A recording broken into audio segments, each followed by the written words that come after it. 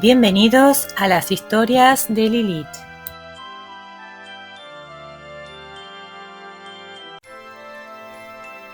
Bienvenidos, queridos amigos. Hoy continuamos con esta celebración del capítulo especial número 16, celebrando que somos 1200 personas y en crecimiento todavía. Así que vamos a aprovechar esta ocasión para continuar celebrando y contando esta fabulosa historia del maestro Stevenson.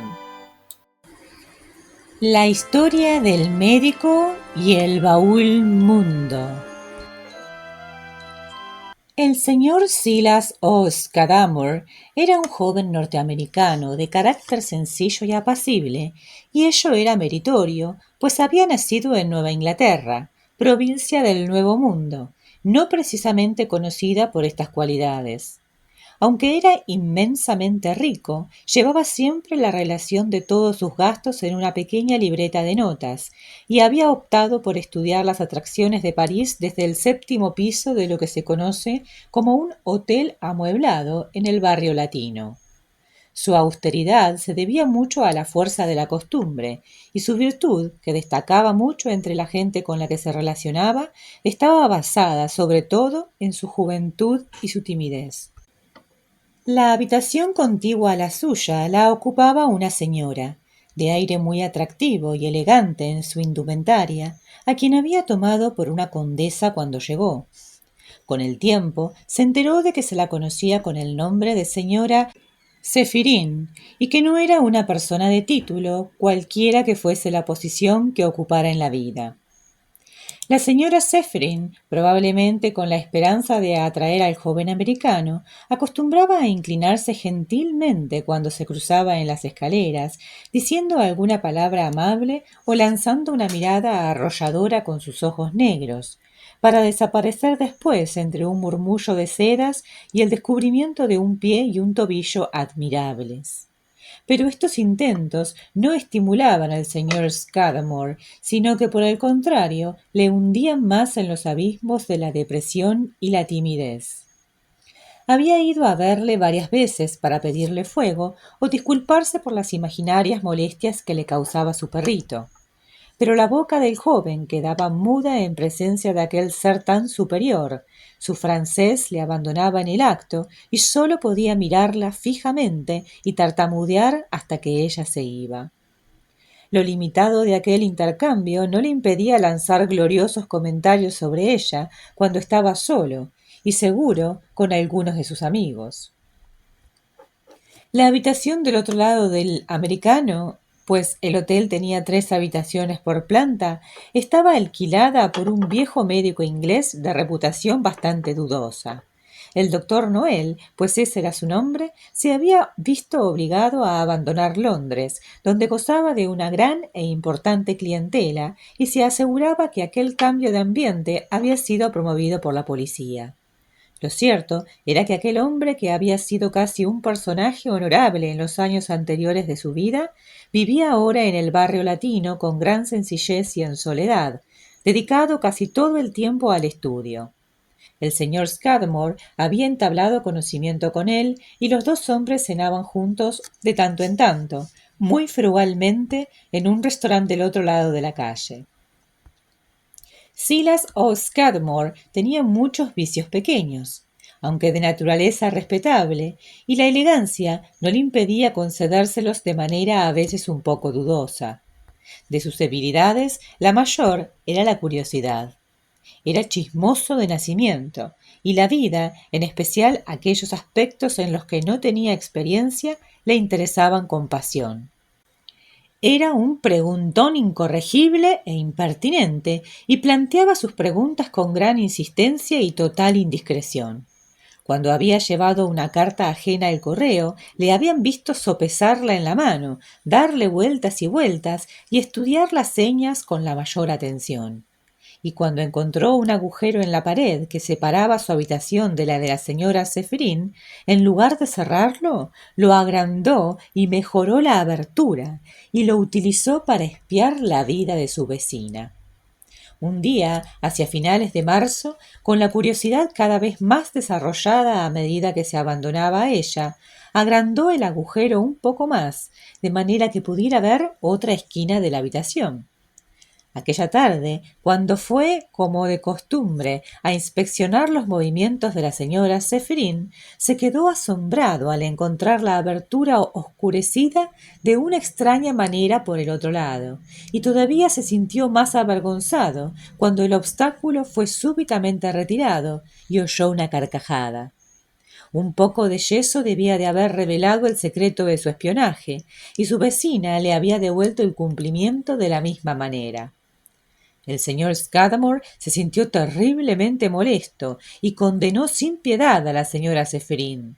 Se culpó a sí mismo de lo ocurrido, pero cuando al día siguiente comprobó que ella no había tomado medidas para privarle de su entretenimiento favorito, continuó aprovechándose de su descuido y satisfaciendo su vana curiosidad. Al día siguiente la señora Zephyrine recibió una larga visita. Era un hombre alto y delgado, de más de 50 años, a quien Silas no había visto nunca. Su traje de tweed y su camisa de colores, así como sus gruesas patillas, indicaban que era inglés, pero tenía unos ojos grises y opacos que infundieron en Silas una sensación de frialdad. Estuvo haciendo muecas con la boca de un lado a otro, y de arriba abajo, durante toda la conversación que se desarrolló en susurros. Al joven de Nueva Inglaterra le pareció que más de una vez el hombre señalaba con sus gestos hacia su habitación, pero lo único claro que pudo concluir, con toda su escrupulosa atención, fue una frase que dijo en voz un poco más alta, como en respuesta a alguna resistencia u oposición. He estudiado sus gustos con la mayor atención y le digo y le repito que usted es la única mujer de esa clase con la que puedo contar. La señora Zephyrine respondió a estas palabras con un suspiro e hizo un ademán de aparente resignación, como quien se rinde ante una indiscutible autoridad. Esa tarde el observatorio quedó clausurado definitivamente, cuando en el otro lado se colocó un armario ropero delante. Pero cuando Silas estaba todavía lamentándose de este infortunio, que atribuía a una malévola sugerencia de aquel inglés, el portero le trajo una carta escrita con letra de mujer. Estaba escrita en francés, con una ortografía no muy correcta, no llevaba firma y en los términos más sugestivos invitaba al joven americano a acudir a un lugar determinado del baile Bullier a las 11 de aquella noche. La curiosidad y la timidez libraron una larga batalla en su interior. A veces era todo virtud, a veces era todo ardor y osadía. El resultado final fue que mucho antes de las 10, el señor Silas Scudamore se presentó impecablemente vestido en la puerta del salón de baile Bullier y pagó su entrada con una sensación de temeraria desenvoltura que no carecía de encanto. Eran los días de carnaval y el salón estaba repleto y ruidoso. Las luces y la muchedumbre intimidaron bastante al principio a nuestro joven aventurero, pero después se le subieron a la cabeza en una especie de embriaguez que le hizo sentirse en posesión de su más íntimo atrevimiento. Se sentía dispuesto a enfrentarse al diablo y se paseó ostentosamente por el salón con toda la seguridad de un caballero. Mientras efectuaba su recorrido, localizó a la señora Zephyrine y a su hombre inglés, que estaban conferenciando detrás de una columna. El espíritu felino de la curiosidad le dominó al momento y fue acercándose cada vez más a la pareja por detrás hasta que pudo escuchar lo que hablaban. «Aquel es el hombre», decía el inglés, «aquel del pelo largo rubio, el que está hablando con la chica vestida de verde». Silas identificó a un joven muy apuesto, de baja estatura, que era claramente el objeto de aquella designación. «De acuerdo», dijo la señora Zephyrine, «haré todo lo que pueda, pero recuerde que hasta las mejores podemos fallar en estos asuntos». «Bah», replicó su compañero, «respondo del resultado. No la he escogido de entre 30. Vaya, pero tenga cuidado con el príncipe. No puedo imaginar qué maldita casualidad le ha traído aquí esta noche. como si no hubiera docenas de bailes en París más merecedores de él que esta escandalera de estudiantes y comerciantes. Mírele donde está sentado. Parece más un emperador en su casa que un príncipe de vacaciones. Silas tuvo otra vez suerte. Pudo ver a un hombre de constitución fuerte, de gran apostura y aire majestuoso y cortés, sentado a una mesa con otro hombre joven también apuesto, varios años más joven, que se dirigía a él con explícita deferencia. El título de príncipe sonó agradablemente a los oídos republicanos de Silas, y el aspecto de la persona a quien se aplicaba aquel título ejerció el habitual encanto sobre él. Dejó que la señora Zefrin y su inglés se cuidasen el uno al otro, y abriéndose paso entre la multitud, se aproximó a la mesa que el príncipe y su confidente habían honrado con su elección. «Le digo, Geraldine», decía el primero, «que esta actuación es una locura. Usted mismo, y me complace recordarlo, eligió a su hermano para este arriesgado servicio, y tiene usted el deber de vigilar su conducta. Ha consentido permanecer varios días en París, lo cual ya es una imprudencia considerando el carácter del hombre con el que trata. Y ahora, cuando le falta 48 horas para la partida, cuando le quedan 2 o 3 días para la prueba decisiva, le pregunto si este es el lugar adecuado para pasar el rato. Debería estar practicando en una galería de tiro, durmiendo las horas necesarias y haciendo un ejercicio moderado de paseos. Debería seguir una dieta rigurosa, sin vinos blancos ni brandis. Se cree ese chiquillo que estamos representando una comedia. La cosa es mortalmente seria, Geraldine.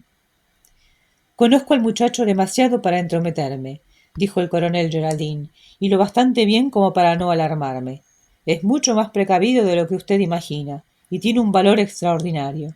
Si hubiera alguna mujer en medio, quizá no lo aseguraría tanto. Pero confío al presidente a sus manos y en las de los 2 sirvientes, sin la menor aprensión. Me alegra enormemente oírlo, replicó el príncipe, pero no me siento del todo tranquilo. Esos sirvientes son espías muy bien adiestrados. ¿Y acaso no ha conseguido el bribón eludir su vigilancia en 3 ocasiones y dedicar varias horas a asuntos suyos, seguramente peligrosos? Un aficionado podría haberle perdido por casualidad, pero si despistó a Rudolf y Jerome, debe de haber sido con un propósito determinado, y por un hombre con extraordinaria habilidad y con poderosos motivos. Creo que ahora el asunto está entre mi hermano y yo, dijo Geraldine con cierto matiz de ofensa en la voz. Me parece bien que sea así, coronel Geraldine, afirmó el príncipe Floricel. Quizá por esta misma razón debería estar usted más dispuesto a aceptar mis consejos. Pero basta ya. Esa chica de amarillo baila maravillosamente. Y la conversación derivó a los temas acostumbrados de un salón de baile de París y de la época de carnaval. Silas recordó entonces dónde estaba y que estaba a punto de dar la hora en que debía encontrarse en el lugar que le habían indicado. Cuanto más reflexionaba sobre ello, menos le agradaba la idea, y como en ese momento un empujón de la multitud empezó a llevarle en dirección a la puerta, se dejó llevar sin oponer resistencia. La corriente humana le dejó en una esquina, bajo la galería, y allí le llegó inmediatamente a los oídos la voz de la señora Zefrin. Estaba hablando en francés con el joven de la melena rubia que le había señalado el extraño inglés media hora antes. «Tengo un nombre que proteger», decía ella. «Si no, no pondría más objeciones que las que mi corazón me dictara. Solo ha de decirle eso al portero y le permitirá pasar sin una palabra más». «Pero, ¿por qué esas palabras de una deuda?», objetó su acompañante. «Santo cielo», exclamó ella, «¿cree usted que no conozco mi propio hotel?». Y se alejó, colgada cariñosamente del brazo de su acompañante. Esto recordó a Silas su carta.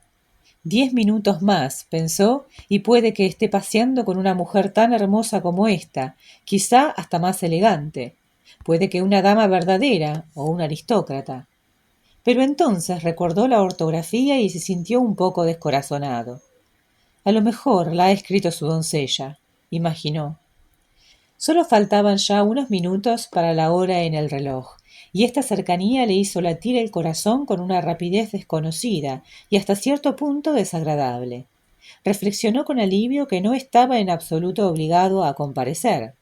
La virtud y la cobardía se unían y se dirigió otra vez a la puerta, ahora por su propia decisión, luchando contra el flujo del gentío que ahora se movía en dirección contraria. Quizá esta prolongada resistencia le cansó o se hallaba en ese estado mental en que basta que una determinación se prolongue unos minutos para producir una decisión y un propósito diferentes al original. Finalmente, se dio la vuelta por tercera vez y ya no se detuvo hasta que encontró un lugar donde ocultarse, a pocos pasos del punto de la cita. Allí sufrió una verdadera agonía y varias veces rogó al cielo que viniese en su ayuda, pues Silas había sido educado devotamente. No sentía ahora deseo ninguno del encuentro. Solo le impedía escapar el absurdo temor de que se le creyera cobarde. Pero ese temor era tan poderoso que se sobreponía a todas las otras razones, y aunque no le decidía a avanzar, le impedía echar a correr de una vez. Por último, el reloj señaló 10 minutos más de la hora. El ánimo del joven Scudamore empezó a serenarse. Escrutó desde donde se encontraba y no vio a nadie en el lugar de la cita. Sin duda, su anónimo corresponsal se había cansado de esperar y se había marchado. Se sintió tan audaz como antes se había sentido tímido. Le pareció que si acudía finalmente a la cita, aunque fuese tarde, quedaría limpio de cualquier sospecha de cobardía. Empezó a sospechar que le habían gastado una broma y se felicitó a sí mismo de su astucia al haber recelado de sus engañadores. Así de vanidosa es la mente de un muchacho. Armado con estas reflexiones, avanzó valerosamente desde su rincón y no había dado 2 pasos cuando una mano le cogió por el brazo. Se volvió y se encontró con una dama, alta, de porte majestuoso y maneras señoriales, pero sin ninguna señal de seriedad en la mirada. Veo que es usted un seductor muy seguro de sí mismo, dijo la dama, puesto que se hace esperar. Pero estaba decidida a encontrarme con usted. Cuando una mujer se olvida tanto de sí misma como para dar el primer paso, deja atrás todas las pequeñas consideraciones del orgullo. Silas se sintió sobrecogido por el tamaño y los atractivos de su acompañante, así como por la manera súbita en que había caído sobre él. Pero ella pronto lo tranquilizó. Se conducía de manera gentil y afectuosa. Le animaba a hacer bromas, que le aplaudía con entusiasmo, y en muy poco tiempo, entre esas atenciones y un uso abundante de un brandy caliente, ella logró no sólo inducirle a imaginarse enamorado, sino incluso a que le declarase su pasión de manera vehemente.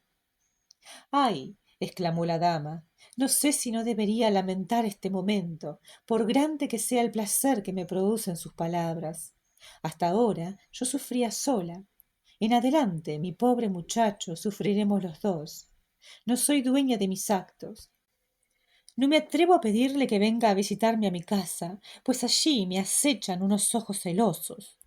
Veamos, añadió, soy más mayor que usted, aunque sea mucho más débil, y si bien confío en su valor y determinación, debo utilizar mi conocimiento del mundo y de la vida en provecho de los dos. ¿Dónde vive usted?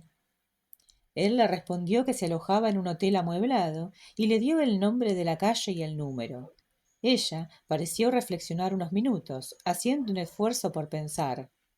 Bueno, dijo finalmente, será usted fiel y obediente, ¿no es verdad? Silas le aseguró ansiosamente su fidelidad. Mañana por la noche, entonces, prosiguió ella con una sonrisa alentadora. Debe usted quedarse en casa toda la tarde. Si vienen amigos a visitarle, despídalos enseguida con el primer pretexto que se le ocurra. ¿Suelen cerrar el portal a las 10? A las 11, contestó Silas. A las 11:15, siguió la dama, salga de su casa. Llame para que le abran la puerta y sobre todo no se ponga a conversar con el portero, pues eso lo estropearía todo. Vaya directo a la esquina de los jardines del Luxemburgo con el bulevar. Me encontrará allí esperándole. Confío en que seguirá mis advertencias punto a punto. Recuerde que si me falla, aunque solo sea una vez, acarreará problemas gravísimos a una mujer cuya única falta es haberle visto y haberse enamorado de usted. No veo la utilidad de todas estas instrucciones, opinó Silas. Me parece que ya empieza usted a tratarme como mi dueño, exclamó ella, golpeándole suavemente en el brazo con el abanico. Paciencia, paciencia, todo llegará a su tiempo. Una mujer quiere que la obedezcan al principio, aunque después su placer es obedecer. Haga lo que le pido, por el amor de Dios, o no respondo de nada. En realidad, ahora que lo pienso, añadió, como si resolviera de pronto alguna dificultad, tengo un plan mejor para evitar cualquier visita inoportuna. Dígale al portero que no deje entrar a nadie a visitarle, excepto a una persona que posiblemente acuda esa noche a cobrar una deuda. Y hable con sentimiento, como si le diera miedo la visita, de modo que se tome en serio sus palabras. Creo que podría usted confiar en que sé protegerme solo de los intrusos, dijo él, con una nota de resentimiento en la voz. Me gusta arreglar las cosas así, contestó ella con frialdad. Conozco a los hombres. No hacen ustedes ningún caso de la reputación de una mujer. Silas se enrojeció y se sintió un poco avergonzado, porque en el panorama que se le presentaba había incluido el vanagloriarse delante de sus amigos. Sobre todo, no hable con el portero al salir, insistió la mujer. ¿Por qué? Inquirió él. De todas sus instrucciones, esta me parece la menos importante. Al principio dudó usted de la conveniencia de algunas de las otras, que ahora entiende muy necesarias, replicó ella. Créame, esto también tiene su sentido. Lo verá a su tiempo. ¿Y qué debo yo pensar de su afecto por mí, si rechaza usted tales trivialidades en nuestro primer encuentro? Silas se enredó en explicaciones y disculpas, pero a la mitad ella miró el reloj y dio una palmada, ahogando un grito de sorpresa. ¡Cielos! exclamó. ¿De veras es tan tarde? No puedo perder un instante. ¡Ay, pobres mujeres! ¡Cuán esclavas somos! ¿Cuánto no he arriesgado ya por usted? Y tras repetirle sus instrucciones, que combinó ampliamente con caricias y miradas de entrega, se despidió de él diciéndole adiós y desapareció entre la multitud. Durante todo el día siguiente, Silas se sintió embargado por un sentimiento de gran importancia. Estaba convencido ahora de que la dama era una condesa, y cuando cayó la tarde siguió minuciosamente todas sus indicaciones y se dirigió a los jardines de Luxemburgo a la hora acordada. No había nadie. Aguardó durante casi media hora, mirando los rostros de todos los que paseaban o deambulando por el derredor. Fue a las esquinas próximas del bulevar y dio la vuelta completa a las verjas de los jardines, pero no había ninguna hermosa condesa que se arrojara en sus brazos. Finalmente, muy malhumorado, dirigió sus pasos nuevamente de vuelta al hotel. En el camino recordó las palabras que había oído entre la señora Zeferín y el hombre de cabello rubio, y éstas le provocaron un desasosiego infinito. Parece, pensó, que todo el mundo tiene que decirle mentiras a nuestro portero. Tocó el timbre, la puerta se abrió ante él y el portero apareció en pijama ofreciéndole una luz. ¿Se ha marchado él? Preguntó. ¿Él? ¿A quién se refiere? Inquirió a su vez Silas, un poco secamente por su disgusto por la cita. No le he visto salir, siguió el portero, pero espero que le haya pagado usted. En esta casa no nos gusta tener inquilinos que no pueden cumplir con sus deudas. ¿De qué demonios está hablando? Preguntó Silas rudamente. No entiendo una palabra de toda esta cháchara. Del hombre bajo, rubio, que vino a por la deuda, respondió el portero. Creo que es ese. ¿Quién más podía ser si tenía órdenes suyas de no admitir a nadie más? Por Dios, por supuesto que no ha venido nadie. Yo creo lo que creo, repuso el portero, componiendo una mueca burlona con la lengua en la mejilla. Es usted un condenado pícaro, gritó Silas. Pero sintiendo que había hecho el ridículo con su brusquedad y asaltado a la vez por unas alarmas inconscientes, se dio la vuelta y empezó a subir a toda prisa las escaleras. Entonces, ¿no quiere la luz? Gritó el portero. Pero Silas se limitó a subir más deprisa y no se paró hasta que llegó al séptimo piso y a la puerta de su propia habitación. Esperó un momento para recobrar el aliento, asaltado por los peores presentimientos y casi temeroso de penetrar en la habitación. Cuando al final entró, sintió alivio al encontrarlas a oscuras y en apariencia sin nadie adentro. Respiró hondo. Estaba otra vez en casa y a salvo, y aquella iba a ser su última locura, tan cierto como que había sido la primera. Guardaba las cerillas en la mesita de noche y avanzó a ciegas hacia allá. Mientras se movía, volvió a sentirse inquieto, y cuando su pie alcanzó un obstáculo, le satisfizo comprobar que no era nada más alarmante que una silla. Al final tocó las colgaduras del lecho. Por la situación de la ventana, que era claramente visible, supo que estaba a los pies de la cama y que solo tenía que seguir a tientas un poco más para llegar a la mesita de noche. Bajó la mano, pero lo que tocó no fue solo el cobertor. Era el cobertor con algo debajo que parecía la forma de una pierna humana. Silas retiró la mano y se quedó petrificado. ¿Qué puede significar todo esto?, se preguntó. Escuchó con atención, pero no se percibía sonido alguno de respiración. Una vez más, con un tremendo esfuerzo, tocó con la punta del dedo el lugar que había tocado antes. Pero esta vez saltó medio metro atrás, temblando y paralizado de horror. En su cama había algo. No sabía lo que era, pero había algo. Transcurrieron unos segundos hasta que logró moverse. Luego, guiado por el instinto, fue derecho a las cerillas y de espaldas a la cama encendió una vela. Cuando la llama prendió, se dio la vuelta lentamente y miró hacia lo que temía ver. Con seguridad era lo peor que su imaginación había podido concebir. La sobrecama estaba cuidadosamente estirada sobre las almohadas, pero modelaba la silueta de un cuerpo humano que permanecía inmóvil. Silas dio un salto adelante, apartó de un tirón las sábanas y reconoció al joven del cabello rubio que había visto la noche anterior en el salón de baile Bullier. Tenía los ojos abiertos, pero sin vida, el rostro hinchado y negro, y un fino reguero de sangre le corría desde la nariz. Silas lanzó un prolongado y trémulo gemido, dejó caer la vela y cayó de rodillas junto a la cama. Le despertó del atontamiento en que le había sumido su terrible descubrimiento, un tenue golpeteo en la puerta. Tardó unos segundos en recordar su situación, y cuando se precipitó a evitar que nadie entrara en la habitación, era ya demasiado tarde. El doctor Noel, tocado con un alto gorro de dormir y transportando una lámpara que iluminaba sus blancas facciones, empujó lentamente la puerta abierta, entró mirando a uno y otro lado con la cabeza inclinada como un pájaro y se colocó en el medio de la habitación. Creyó oír un grito, empezó el doctor, y temiendo que no se encontrara usted bien, no he dudado en permitirme esta intrusión. Silas se mantuvo entre el doctor y el lecho, con la cara roja y notando los latidos de terror de su corazón, pero no encontró voz suficiente para responder.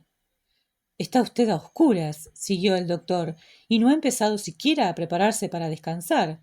No me persuadirá usted fácilmente contra lo que veo con mis propios ojos, y su rostro declara con la mayor elocuencia. Usted necesita un médico o un amigo. ¿Cuál de las dos cosas será? Déjeme tomarle el pulso, que a menudo nos informa de cómo va el corazón.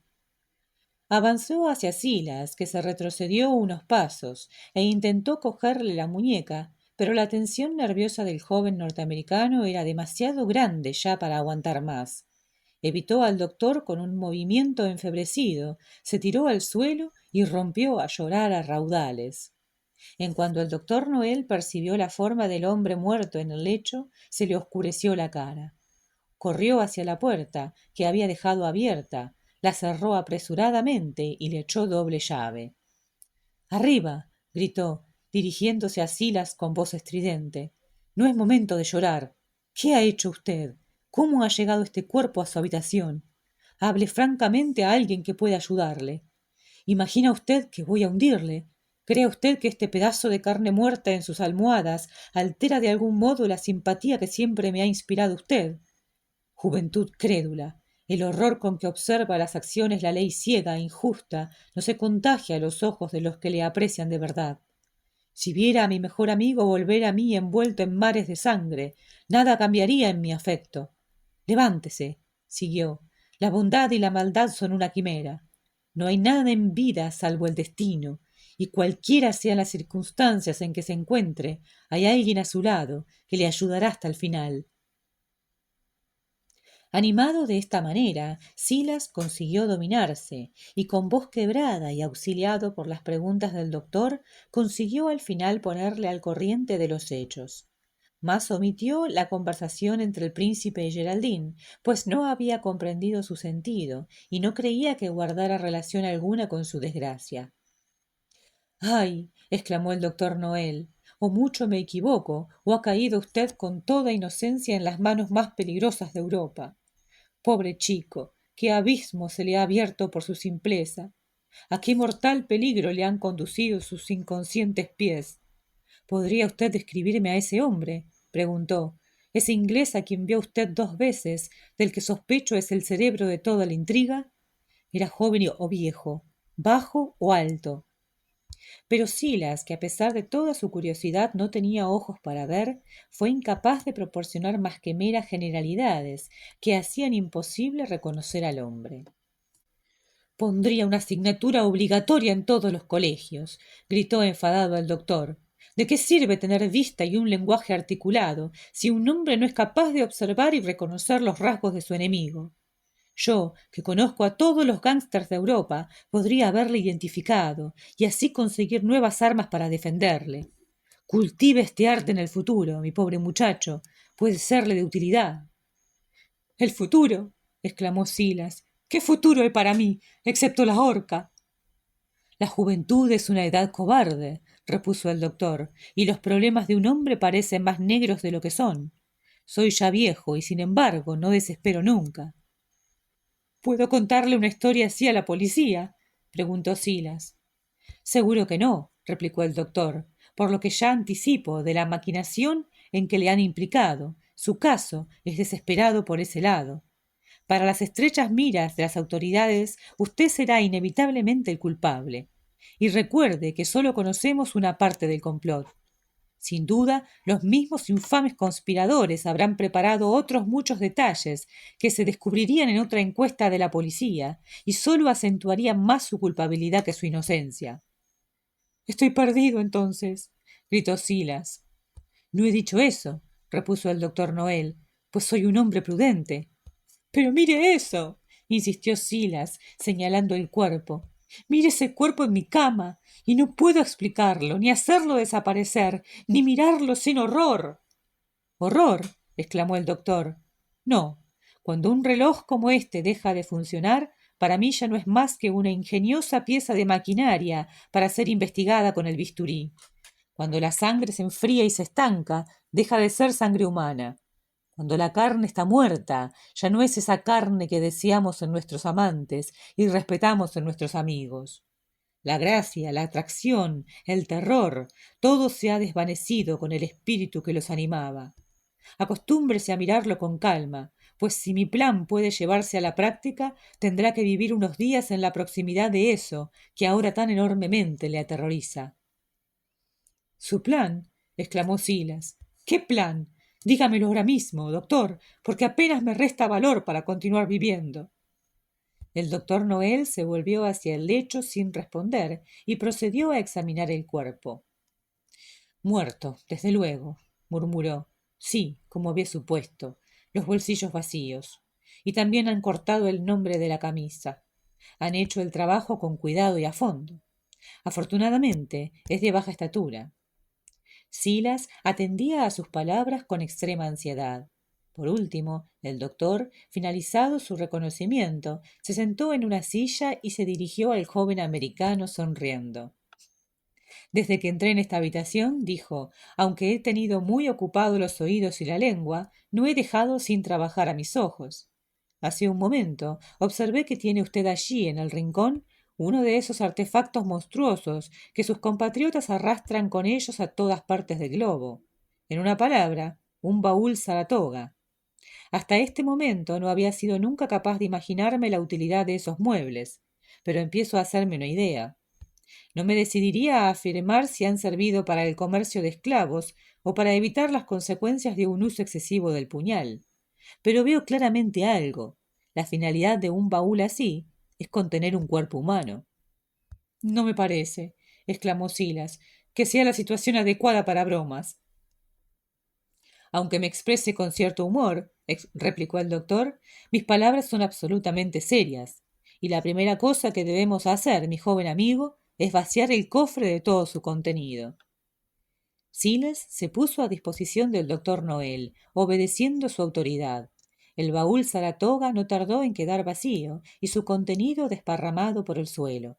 Entonces Silas tomó el cadáver por los talones y el doctor por los hombros y lo sacaron de la cama. Tras algunas dificultades, lo doblaron y lo introdujeron por entero en el baúl vacío. Con un esfuerzo por parte de ambos, forzaron la tapa y cerraron el baúl sobre aquel extraño equipaje, y el doctor le echó la llave y lo ató en varias vueltas con una cuerda. Mientras tanto, Silas guardó en el armario y la cómoda los objetos que habían sacado. Ahora, dijo el doctor, ya hemos dado el primer paso hacia su salvación. Mañana, o incluso hoy, será su trabajo eliminar las sospechas del portero, pagándole todo lo que le debe. Mientras, puede usted confiar en que dispondré todo lo necesario para que las cosas terminen bien. Entretanto, acompáñeme a mi habitación y le daré un buen narcótico, pues haga lo que haga, debe usted descansar. Bueno, ¿y qué les pareció este giro que dio la historia? En esta parte, Stevenson teje una intriga que nos lleva a cuestionar los límites de la confianza y las verdaderas intenciones de sus personajes. La aparición del médico y la forma en que revela su plan el joven norteamericano añaden una capa de complejidad al relato, poniendo de manifiesto la delgada línea entre la astucia y la manipulación. El pobre joven se encuentra en un problema bastante grande por su inocencia, digamos, ¿no? Por su inocencia y por su desmedida curiosidad, por no llamarle, eh, ¿cómo se dice? Cuando uno se mete demasiado en lo que no le importa, ¿no? Así que, bueno, justo se vio envuelto entre estos personajes macabros y lo utilizaron para deshacerse del pobre joven rubio que no sé si ya se imaginan quién es. Si lo saben, déjenlo en los comentarios, yo no quiero decirlo.